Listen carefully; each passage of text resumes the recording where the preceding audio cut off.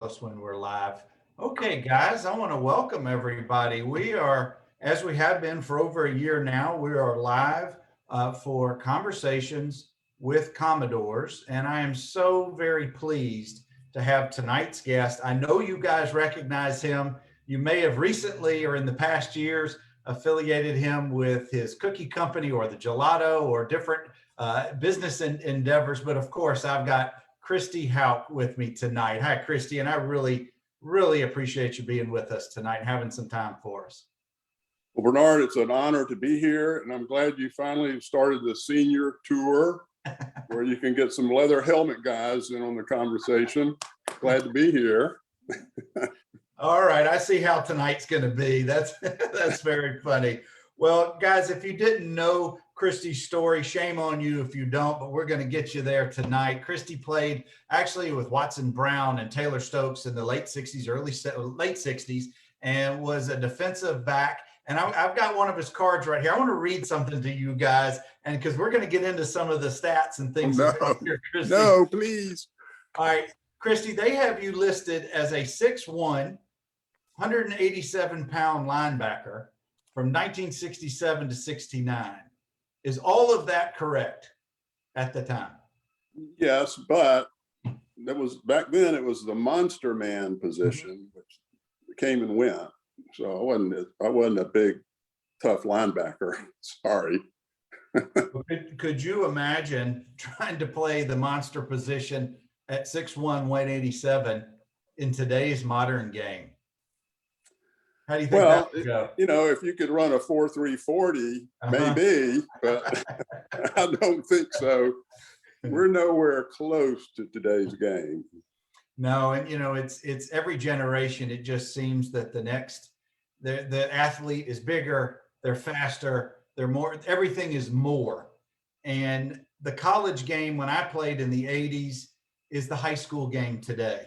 Yeah. And the college, you know, and the pros, my gosh, the college game that's in the last couple of years they're doing that. I mean, the pros are setting the bar for the college game of today, but I guess that's how it goes. I get that. Yeah. That's what makes it fun. It's an ever evolving process, I guess, with each generation. But Christie, I know you grew up in the Atlanta area and you went to Marist. Marist is also do you know of another Commodore who also went to Marist? Well, sure. Jeff Gibson went to Vanderbilt. Right. And I'm sure there's more. I got one for you. One of the former kickers in the 80s, Alan Herline. That's right. I never met Alan, but yes. Alan was the senior my freshman year, and he's now Dr. Herline. I want to try and get him on the show, but I just remember that Alan was a Marist grad as well. Well, coming out of Atlanta and as athletic as you were at that time, why not Georgia? Why not Georgia Tech? Why not one of the more traditional schools from a football standpoint? What brought you to Vanderbilt? Well, that's a good question. And it's an interesting story, so bear with me. But the fellow that recruited me was Coach Dick Steinberg from Jack Green's staff. And he met with my parents and I and took us to have a steak dinner. And he said, and I'm not kidding, he said, next year Vanderbilt's going to win the national championship. And this is 1965. And so we went, well, how's that, Coach? And he went, well, we have all the pieces put together except for a quarterback. We had the best defense in the conference, one of the best. We got our line, we had great backs, but we've recruited the #1 quarterback in junior college who led his team to the national championship in California, Gary Davis, great guy, an engineer in town now. And he also won the junior college Heisman Trophy. So that's all we need, and we're marching forward. So when we heard that, it's like, well, where do we sign? And so it was, I declared early, but you know, I did have a trip to Georgia for a game, and Burke Russell was the recruiting coordinator, I mean, at the time. And they were playing Vanderbilt. And Irk Russell had a big scab on his forehead where he'd been headbutting, players. And that was, but he was formerly at Vanderbilt. Irk Russell then went to Georgia Southern and won national championships. But anyway, it was fun, but there was something spunky about the Vanderbilt team. I don't know what it was, but I visited it that summer and fell in love with the campus, and that was it. So I didn't have to worry about it. But the other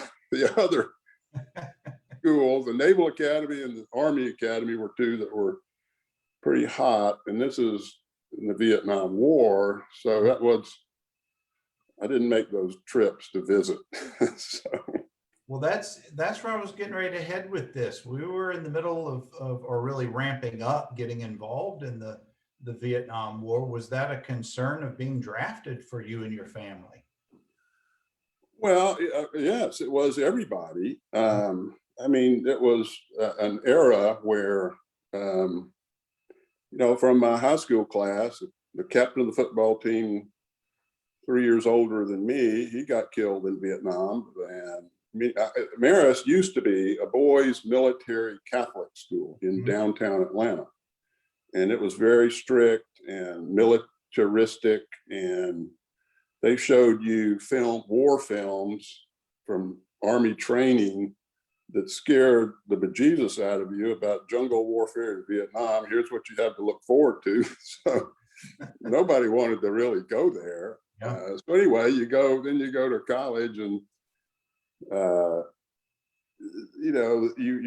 if you stayed in college, you were fine. But then when we got toward our senior year, they had the lottery, and it didn't matter if your number was low. And we had a fellow on the football team who got scared, and he joined before the lottery, and his number was like 320. So they never would have gotten him. So everybody was sort of in the back of your head, you knew you didn't want to go.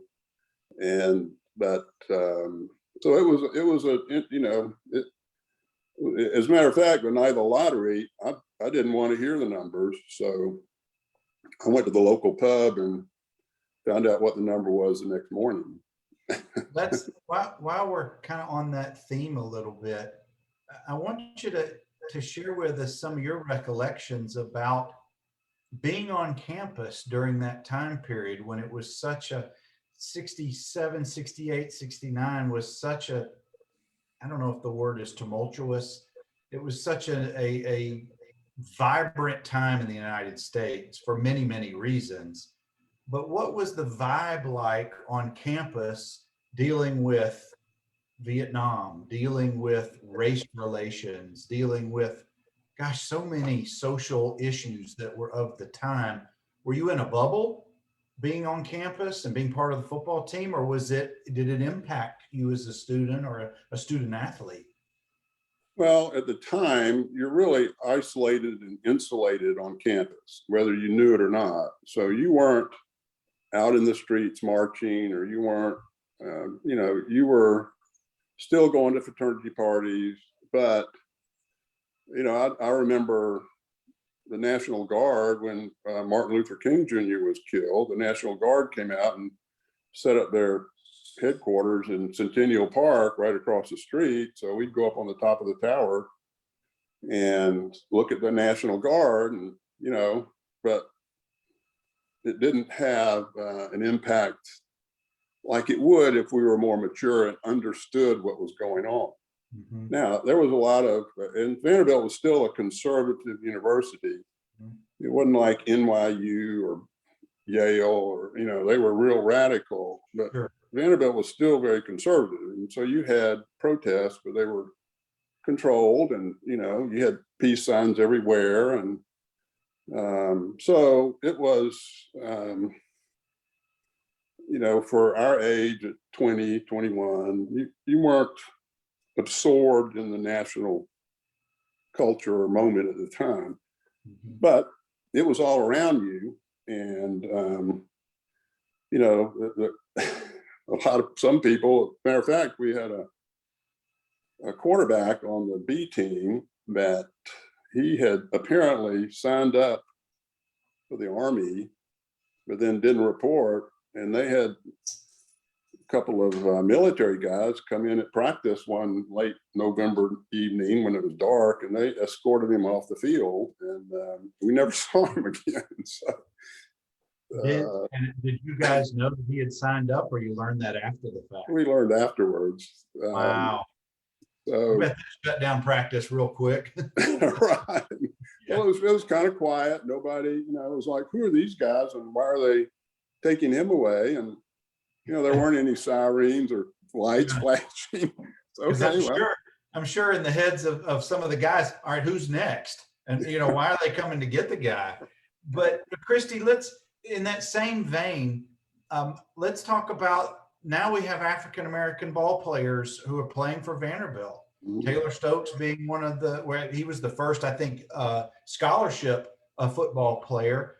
But let's kind of shift. He's told stories here about trips to Ole Miss, very specific stories about the impact. How was that? I know you guys treated him as another ball player on the team. I know that, but how did you guys have to do anything, I don't know, proactively, not to protect Taylor, I'm not saying that, but he was a teammate, just like you'd protect any other teammate who was being harassed by opposing fans or players. Do you remember, did that come on the radar for you? Well, he was a freshman when I was a senior, I believe. So he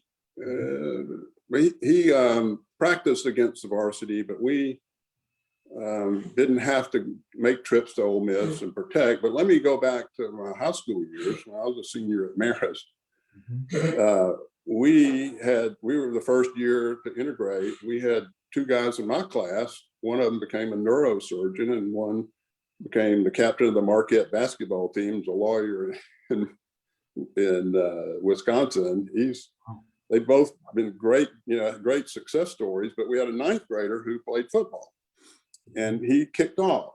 And we played a rural high school east of Atlanta, our ninth game of the year, and he came on the field to kick, and this was a real rural town, and they all come out for football on Friday night.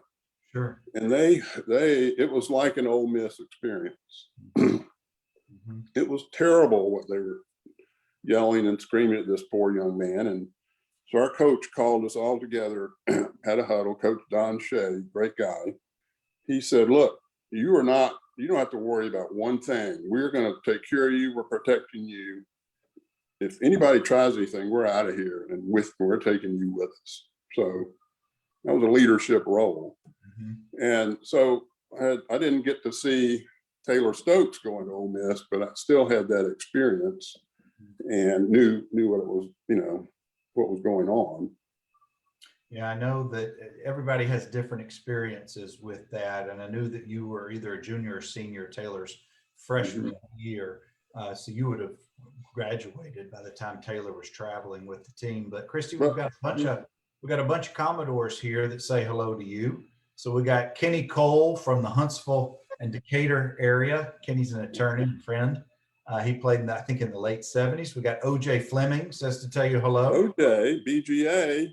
That's right. Went to school with our son, Noel. Hello, OJ. We've got one of the former Keystone cops, Billy Smith, is with us tonight. Billy, hello. And Dwayne Jones says to tell you hello. Golly, you got a little audience here. Yeah, well, I can't see everybody who's here, but we've got a bunch of folks who are on here, and they usually will stop by and say hello. But let's backtrack a little bit. Christie, you coming from Atlanta, big city, and at the time, Nashville wasn't Nashville as it is now. It was still kind of a sleepy town, and the campus, being a mile or two from really downtown, and at that time, I suspect it was a pretty seedy part of the city, as it not like it is now, or some would say it still is. But what was the transition? Who did you room with? Where did you guys live? And talk about that transition from being a high school kid to now you're a college man and trying to make your way. Well, first of all, when I flew up here, the recruiting the fellow, the coach that picked me up, said, well, what do you want to see? Grand Ole Opry, Centennial Park. And I went, I want to see Ernie's Record Shop. And he went, what? Well, way back then, WLAC radio, AM, 50,000 watt clear channel, at 9 o'clock at night, they would start playing soul music. And my brother was 4 years older, and every night at 9, we'd turn on WLAC. And we heard, and they got everybody in the Southeast. It was a great radio station. And so they would have advertisers, and Ernie's Record Mart would sell records. They'd sell chickens. I mean, it was an unbelievable, massive success for advertisers. And when I said Ernie's Record Mart, he had to stop at a phone booth and look it up. And it was a little dungy. I thought it would be a palace, you know, of records and neon and stars.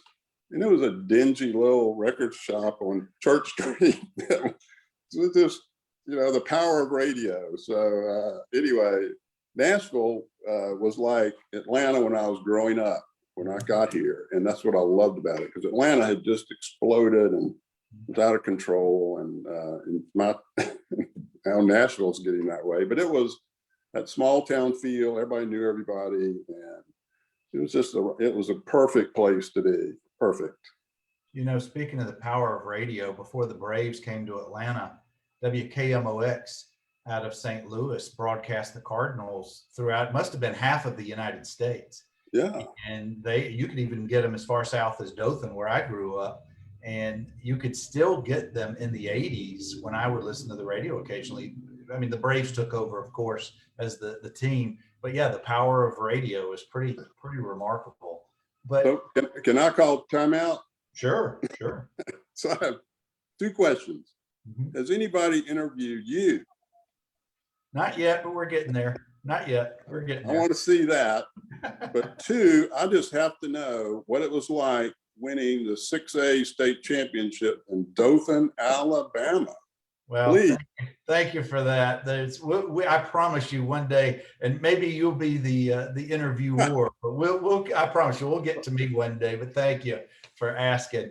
But this is about you tonight, and I want to take a sidestep. I got to tell you, look what I ordered this week. Now I took a sample size. I think oatmeal raisin is my favorite. Have you ever done a popularity voting contest by the public? Yes. And what was the winner? Overwhelmingly chocolate chip. There's no question. Well, they're all wrong. I'm just telling you right now. But it's all personal preference. But if you just look at the masses, it's 2-to-1 chocolate chip. And we're going to come back to that in a few minutes. Okay. But I want to know about your freshman experience. I want to know who was your roommate, if you had one, where on campus were the freshman ball players living, and those kind of things. We stayed at the Quadrangle down at 21st, which is in West End, which is no longer there. And we didn't have roommates at the time. We got assigned. This was summer practice. Mm-hmm. So I later roomed with Mal Wall, defensive back, and then the next year with Chip Healy, an All-American, who Will Healy's uncle, Coach Will Healy. But I remember distinctly coming, and you have your first gathering of people, and there was a kid, well, I say kid, he was bigger than me, from Detroit, named Noel Stahl. And Noel had his head shaved, and he was like Irk Russell. He had a big scab on his helmet from an all-star game. And I'm going, Coach Steinberg's right. We're going to win the national championship with guys like this.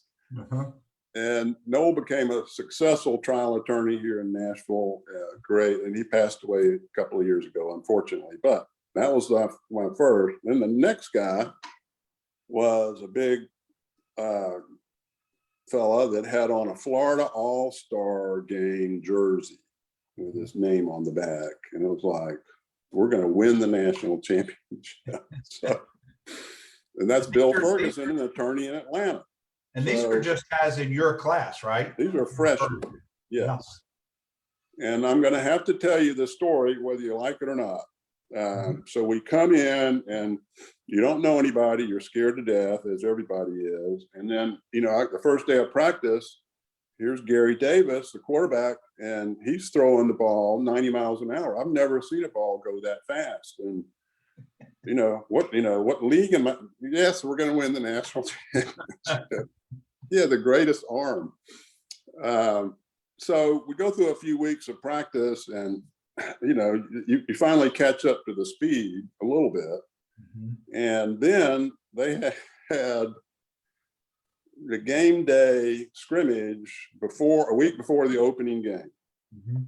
And so they played at Dudley Field under the lights. They have officials, they have an announcer, the clocks are running. The varsity comes out in their silks and they're strutting around because they're going to win the national championship. The B team and the freshmen are on the opposite side, and we have long sleeve yellow jerseys, no numbers, no nothing, with just Vanderbilt on the front. That's all we had. So you don't know anybody on the beat. You barely know your freshman class. And so they even had, captains come out and do the coin toss. And so the B team and freshman team win the toss. So the varsity come out, and I just remember the kicker setting up the ball, and he strutted back to kick off. When you're a freshman, you want to make a statement. You want to show your pride. And anyway, he kicks off, and the ball goes, toe meets leather. The ball goes up, and some unknown B teamer catches the ball right at the goal line. And he runs up, he cuts left, and he goes 100 yards down the sidelines for a touchdown. And I look first in the end zone, and there's a scrum of people, cheering this gentleman. And I look across the field, and it's dead silent, stunned. The only movement was Coach Green twirling his whistle on his finger, and that was it. Well, the fellow that ran it back was Lee Knoll, very successful real estate guy here. He got a scholarship, and but that one play just seemingly took the wind out of the sails, and the varsity won one game, lost 9, and changed the coaching staff. Well, let's stay with that practice for just a minute. What was it like to get into a college practice, and now you're playing in the SEC, and it's not Marist, and it's not Atlanta high school football, which in and of itself was very, and has always been very competitive, but that's not you're not there anymore. You're now playing with the big boys. Well, we are, but I have to say Marist was a school of like 360 boys. And the principal, the priest, wanted us to compete at the highest level.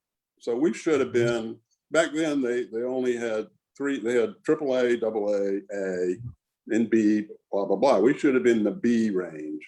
Well, we were AAA. So we're playing the giants of Atlanta football every weekend.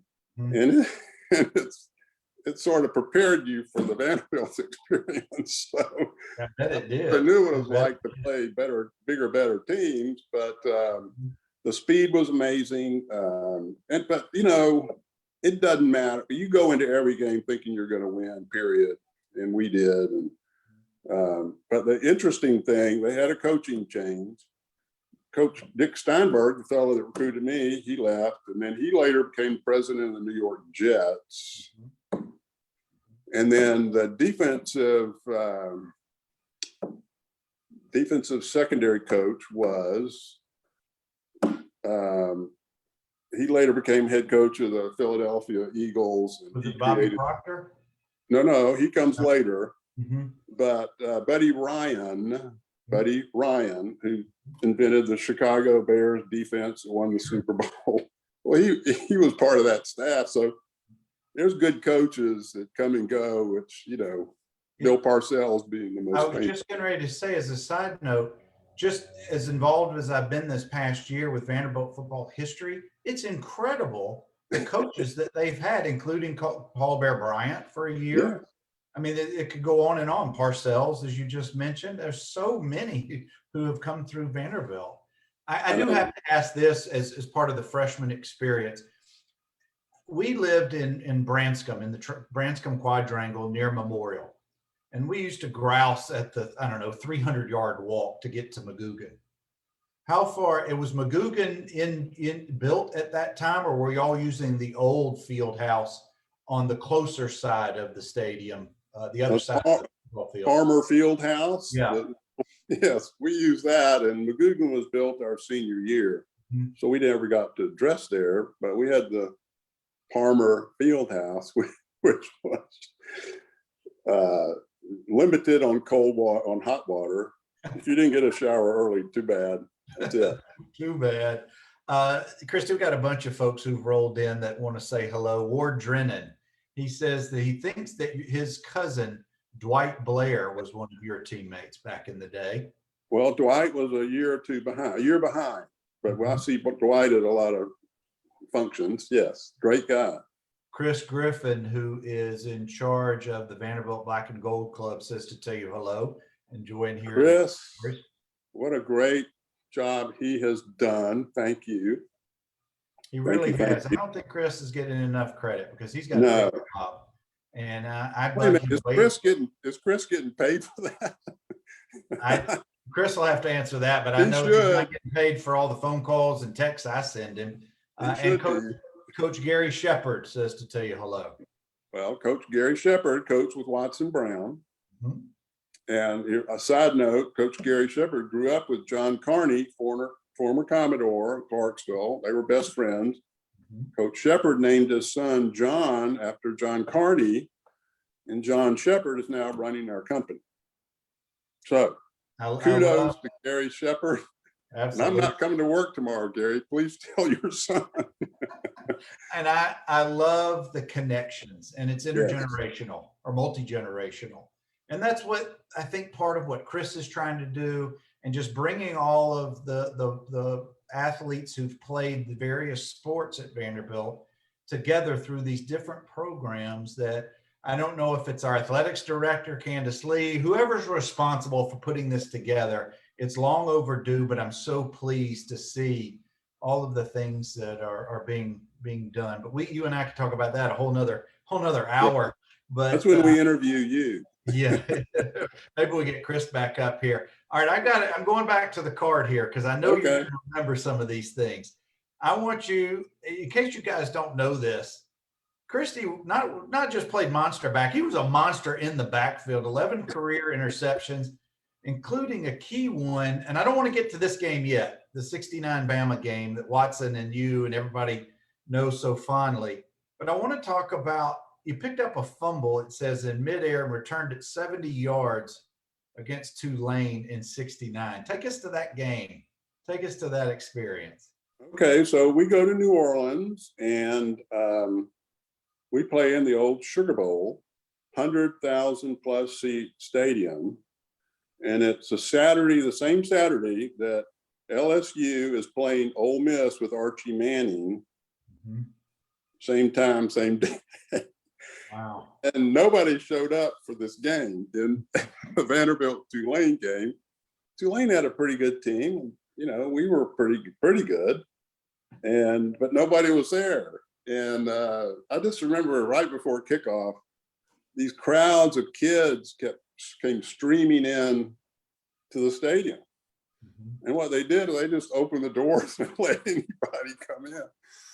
So they were privileged to see one of the great all-time games of all time. It was back and forth. And I had, the week before, we had played Florida, which I want to go to a picture that I sent you, if we can, about the Florida game. Okay. If we can, I don't know if you can do that. I'm not going to be able to do it from where I am. I'm sorry. Okay, that's fine. I'll tell you about that. But well, let's go to that. No. So I thought I had a great game at Florida, and I came back, and our secondary coach, Coach Proctor, meets you on Sunday morning, and he grades you. And you always get in the plus column, whether it's 20, 30. If you had a bad game, you get a 20 or a 30.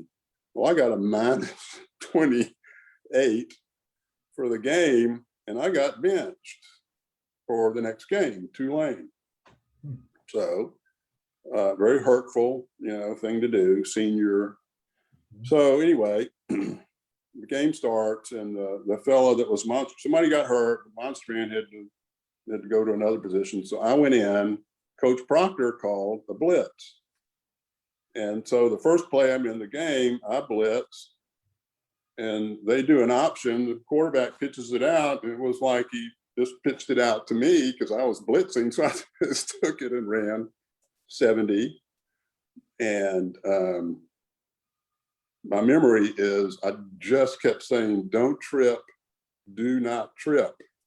And you go into the end zone, you expect to hear something, and it was crowd silence. Crickets. And I mean, that's a dream play. No one gets that play. But well, then later, the later in the game, Tulane goes ahead. It was back and forth. And then we have the last chance, and a former defensive end on the B team comes in at quarterback, Denny Painter, and Denny lost a Hail Mary, and the two Tulane guys, it's short, the two Tulane backs come to intercept it. They collide, the ball goes up in the air, and David Strong, our wide receiver, gets it and goes in for a touchdown. Vandy wins. So what a game. Great. You're running back that fumble, and unlike today's modern stadium where you can watch yourself as you're running toward the end zone and you can see who's behind you, are you just head on a swivel looking to see, or you're just making a beeline as fast as you can for the opposite end zone? Well, when you ran a 4.7 or 4.8 40, your head didn't swivel anywhere. You just ran straight ahead as fast as you could. So there wasn't time for the looking around like Deion Sanders would do. Right. And I would have run in backwards, but I would have tripped, I'm sure. And how late into the season was that Tulane game, if you recall? Was it before or after the Alabama game? It was after. Well, let's back up, because Vanderbilt's only beaten Alabama twice since '69. One was in '84. Memorable game in Tuscaloosa to beat their homecoming. I've talked to Chuck Scott. I've talked to so many guys who were on that team, cheerleaders and others. But let's go back to '69, because that's what put Watson really on the map nationally. That was a 14-10 upset win. Take us to that game, because you played a big part in that game too with an interception. Well, it was one of again, it's one of those games you don't think you're going to lose. You're going to, you prepare well, but there were several things that were in our favor. One was they had just come off the week before of maybe the best college game I had ever seen. Ole Miss, Archie Manning, and Alabama back and forth, and it was a great game. Alabama won 34-32, something like that. Fabulous. Scott Hunter or Stabler? Scott Hunter. And I think the two quarterbacks threw for like 19,000 yards that game. Right. Yeah. It was great. Mm-hmm. Well, you still go out and practice. You don't fear, but you're concentrating and you're coached well. Well, Alabama, the week after they're playing Vanderbilt, they're going to play LSU. Well, we were 0-3 and hadn't shown much at all. So I know that they didn't prepare for a Vanderbilt team because they had to think about LSU.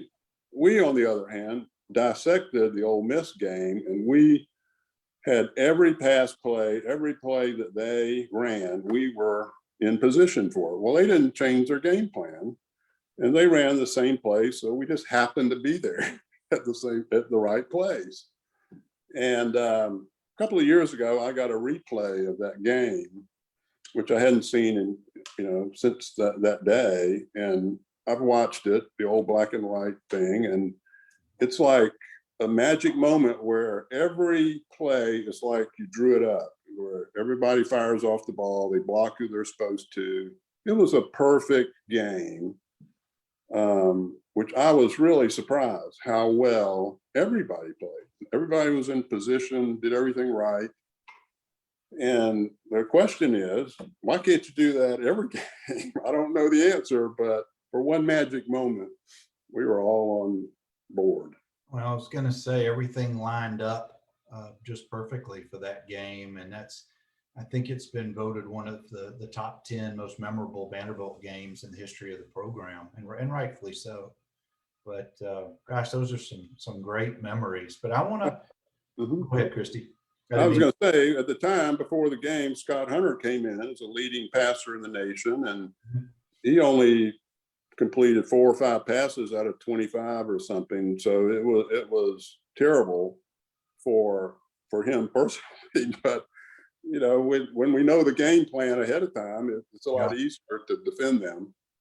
So absolutely.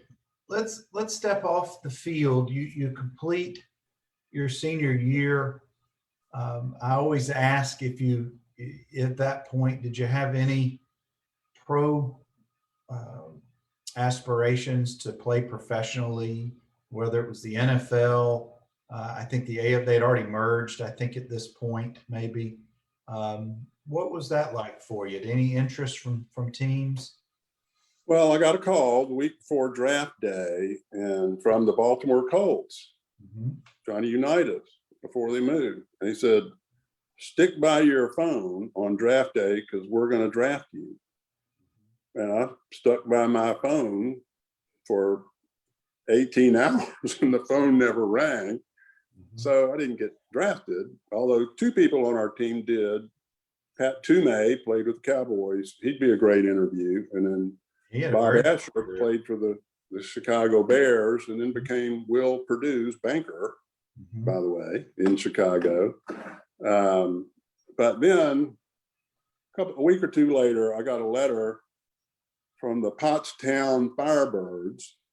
And the Pottstown Firebirds wanted me to come play for them. And they said, we'll get you a job in a steel mill during the week, and then we practice at night. So I declined the opportunity. Do you regret that decision? I don't think so. No, that's okay. That was okay to pass up. Well, I know there are many hardcore guys your age coming out of college who did go that route. And I'm not belittling them whatsoever, but it just seems, gosh, it's if you're going to work in a steel mill all week, the last thing I want to do is then go butt heads and get a little bit of money. Yeah, for practice. Yes. Wow. Well, what was your plan at that point? You're graduating senior. The Vietnam War is still obviously ongoing, but where were you headed next? Well, I actually applied to law school at Vanderbilt, and then I was a GA. I came back in the fall to go to law school, and somehow I didn't get accepted like I thought I was. So I was a GA under Coach Pace and met some of the greatest guys. One of them was Walter Overton, Super O, who just retired as the GM of Titan Stadium.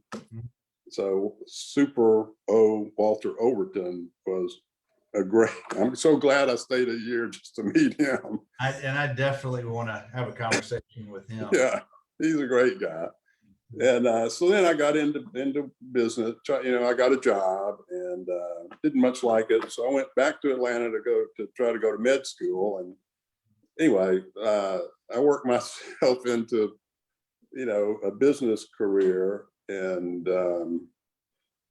then I spent 7 years in Hattiesburg, Mississippi, working for my former wife's family business in property management, then moved back to Nashville in '82 and worked for a real estate investment company here.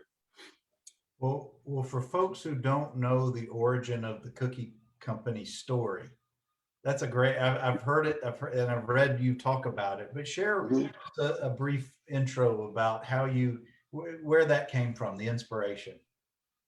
Well, I grew in Atlanta. We had a lady in our neighborhood who made the best chocolate chip cookies anywhere, and became addicted as a young man to her cookies. My first addiction, and they were so good, but they were even better the next day, and that's what the puzzling part was. And I mean, you know, we lived right down the street. Her son was my age, and I'd go every day and watch her pull them out of the oven and set them on the counter, and I could watch them cool. And then you had one warm, and anyway, it was a true addiction.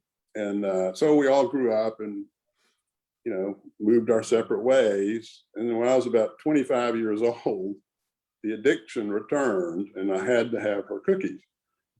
And I didn't know anything about cooking, baking. So I called her, Mrs. Grimes' daughter. She had passed away. And the daughter said, I don't know what the recipe was. She just got it off the Toll House cookie bag. I went, no. So anyway, I started a pursuit to just recreate her product.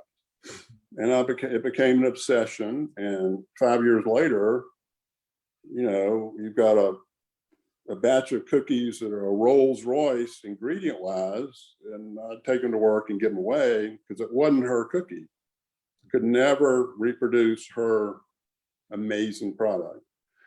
And everybody kept saying, you ought to sell these. They're great, best cookie I've ever had. And I went, well, then I took a trip to San Francisco in like 83, and there were cookie stores on every corner. Mm-hmm. And the cash registers were on meltdown. And I went, well, maybe we ought to sell them. So I came back to Nashville and spent a couple of years developing small business. And then the girl I was dating and has since married, Melissa, class of 72, nursing school. She was working for some heart surgeons, and she talked them into giving away these cookies for Christmas gifts. This is before starting the business. It was just a closet enterprise. I mean, apartment enterprise. And so we produced their order. She delivered it. They handed them out, and these were heart surgeons, and they love Acclaim. And when they were walking down the halls, the nurses were coming around hugging them, patting them on the back. Thank you so much. These are the best. This is the best Christmas gift you've ever given. One of the nurses came up and hugged one of the doctors and said, this is the best cooked thing this is even better than sex. So when I heard that, I knew we had something that would sell. So boom, there we go. And I quit my job and opened a cookie store. Well, it did okay. It's done okay. I don't know if it's true or not, but I've read multiple sources or multiple places that at one point you guys were making 100 million cookies a year. I'd say that's okay. It's good, but now, you know, let me be clear here. The company grew, and then we split the company up. I took retail, they kept manufacturing, and then our retail side, retail sales started declining. So we had to reinvent ourselves, and that's where we learned about gelato, and then the next concept, the dessert bar concept. So we've moved on from the cookie biz to you know, greener pastures. So the cookie is still there, but a different ownership over on that side. Well, I love that story. That's just every successful business that has, it always has an origin story. They just don't just occur. It's just, it starts as a labor of love, and then it becomes just, it is. But anyway, it's not a job if it's something you hate to do. Clearly, it becoming a profession for you for a long period of time, because it's evident that you enjoyed what you were doing. But and we've got just a few more minutes, Christie, and I really appreciate you sharing some of these stories and memories and just really spending some time with us. But let's come to the modern time in the modern Vanderbilt athlete.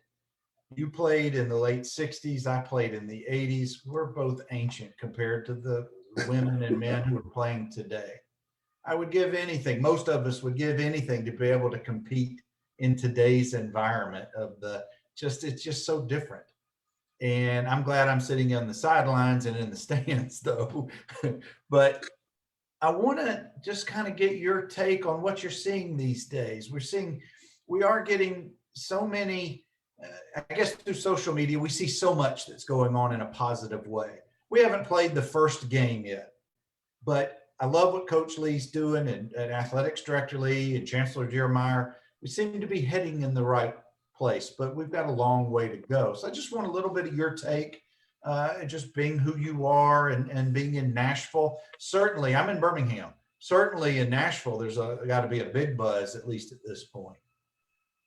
Well, I think there has been more than I've seen. Hope springs eternal, so we're always hopeful every year, but we know what's going to happen. They're going to yank the ball out, or Lucy's going to pull the ball out. But it's been, I think, with the advent of Candace Lee, and then working in partnership with Chancellor Dearmeyer, I mean, they are on the right track.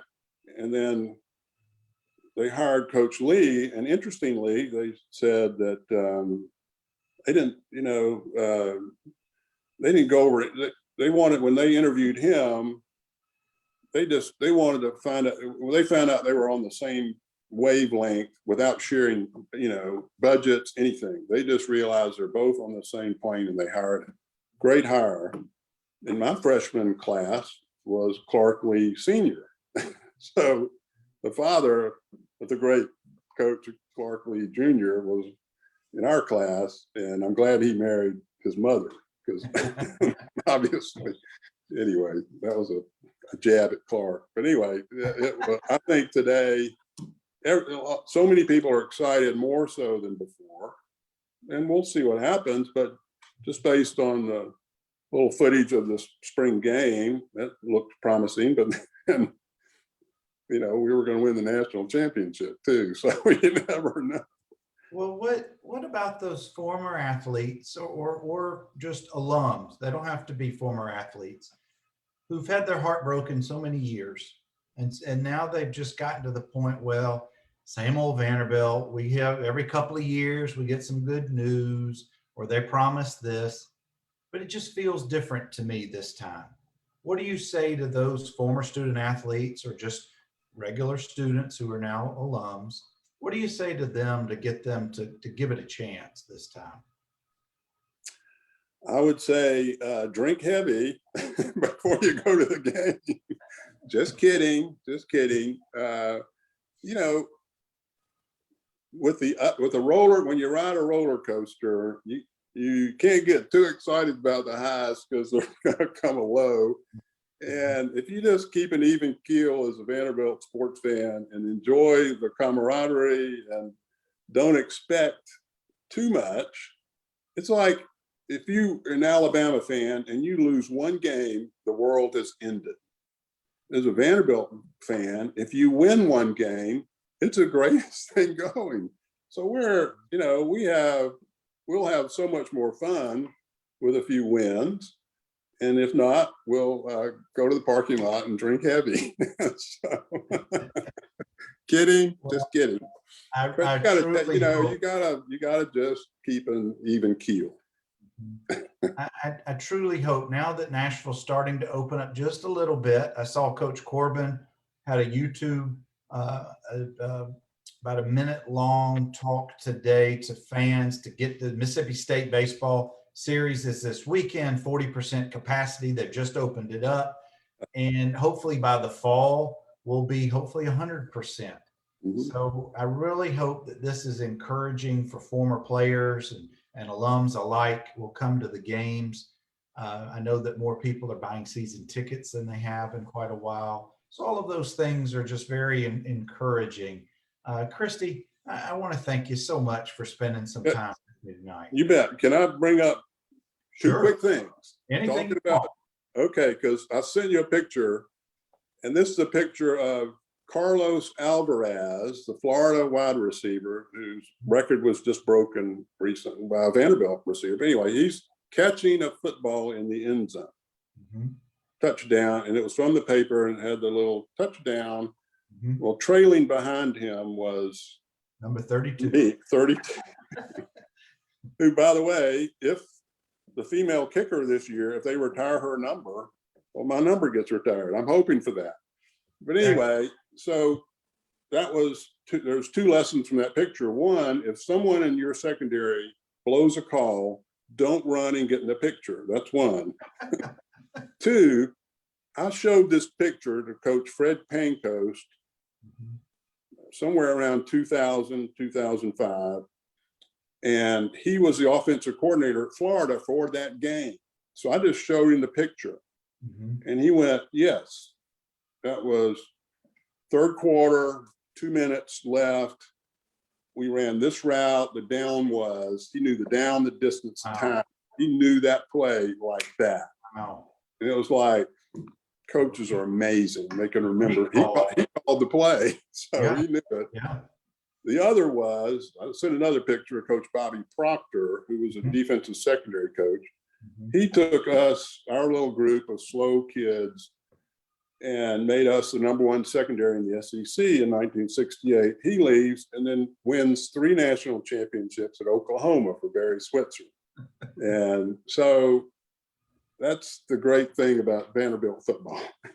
And guys, I have posted those photos when I did the promo on Sunday for today's conversation. You'll find those where I posted. Coach Gene Wyndham has just joined us. Coach Wyndham, golly, great guy, great coach. And Gary Rogers, who played my time period, has joined us. So thank you, guys. But before we get out of here, I do have a couple of announcements. Guys, I'm going to continue to do giveaways. I'm not asking for much. I just need a little bit of participation. I got all kind of the athletic department, thanks to Chris Griffin, sent me a bunch of swag. We're going to be giving it out over the upcoming weeks. It'll take about 2 minutes of your time. So if you're interested in those things, just follow the directions. It's not too painful. The other thing is this next Monday at 11 o'clock Central, I'm going to be having a conversation with Allison Wenzel from the alumni part of the athletic department, I believe. I'm sorry, I don't have her title, but she's with alumni involvement. And that'll probably about a 20-30 minute conversation. So please tune in this upcoming Monday. It'll be live at 11 o'clock Central. But again, Christie, thank you for spending some time with me. I really have enjoyed our conversation. Bernard, thank you. And I want to interview you next, please. Not next. We got others, but I promise you, sometime in the upcoming weeks or months, you and I will get back together. But guys, continue to anchor down, be safe, and we'll catch you next Thursday night. Y'all be well.